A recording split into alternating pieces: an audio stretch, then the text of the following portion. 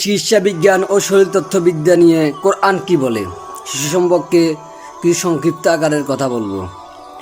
মধু মানুষের জন্য আরোগ্যকারী।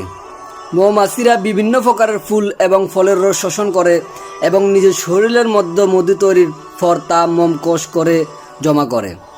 মাত্র কয়েক শতাব্দী পূর্বে মানুষ জানতে পারে যে মধু মৌমাছির পেট থেকে তৈরি হয়, অথচ বাস্তব সত্যটি 1400 বছর আগে পবিত্র কোরআনের আয়াতে উল্লেখ করা হয়েছে। এতপর প্রত্যেক ফল থেকে আহার করো, এরপর তোমার প্রতিপালকের শিখানো সহজ পদ্ধতি অনুসরণ করো। কোরআন বলে, ইয়াখরুজু মিন বুতুনিহা শারাবুম মুখতালিফুন আলওয়ানুহু ফিহি শিফাউল লিন্নাস। তাদের পেট থেকে বেরিয়ে আসে একটি পানীয় বিচিত্র, যার বর্ণ যাতে রয়েছে মানুষের জন্য রোগমুক্তি। সূরা নাহল আয়াত নং 69। বর্তমানে আমরা জানি যে মধুর রোগ নিরাময়ের বিশিষ্ট রয়েছে এবং এটা লঘু জীবাণুনাশক জাতীয়। দ্বিতীয় বিশ্বযুদ্ধে রাশিয়ানরা তাদের ক্ষত শুকানোর জন্য মধু ব্যবহার করত। ক্ষতস্থানে আর্দ্রতা থাকলে সামান্য পরিমাণ ক্ষতস্থান নিরাময় হয়।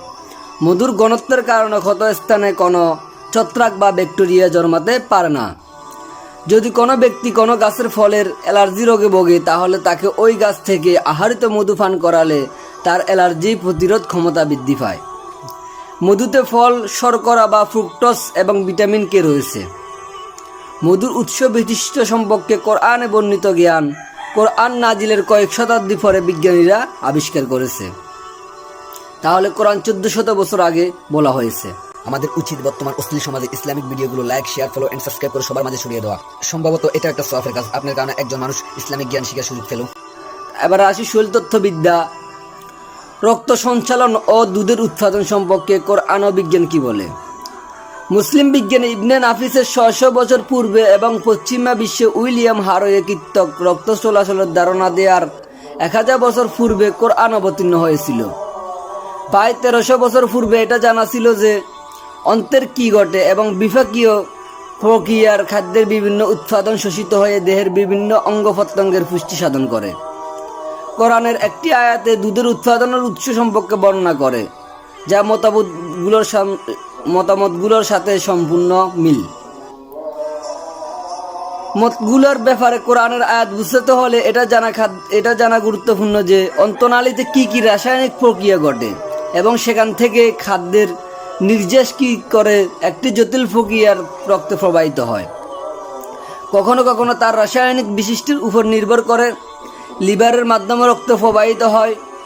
রক্ত সেগুলোকে শরীরের প্রত্যেক অঙ্গ প্রত্যঙ্গের সরবরাহ করে, যার মধ্যে দুধ উৎপাদনকারী লালা গ্রন্থিও অন্তর্ভুক্ত।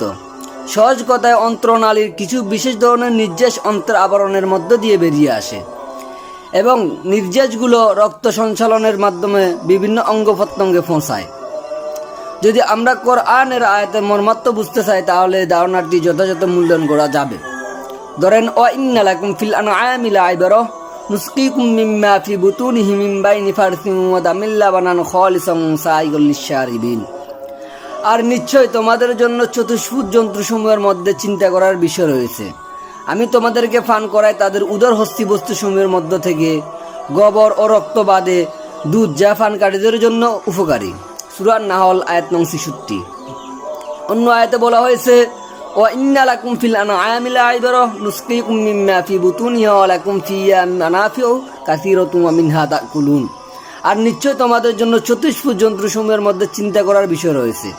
আমি তোমাদেরকে তাদের পেটে যা আছে দুধ, তা থেকে পান করাই, আর তাতে তোমাদের জন্য রয়েছে বহুবিধ উপকার, তোমরা তা থেকে খাও। সূরা মুমিনুন আয়াত নং 21। গবাদি পশুর উৎপাদন সম্পর্কে কোরআন বর্ণনা আরও আধুনিক শরীরতত্ত্ববিদ্যা যা আবিষ্কার করেছে তা বিস্ময়করভাবে এখন মিলে যায়। কোরআন তা 1400 বছর আগে বলা হয়েছে।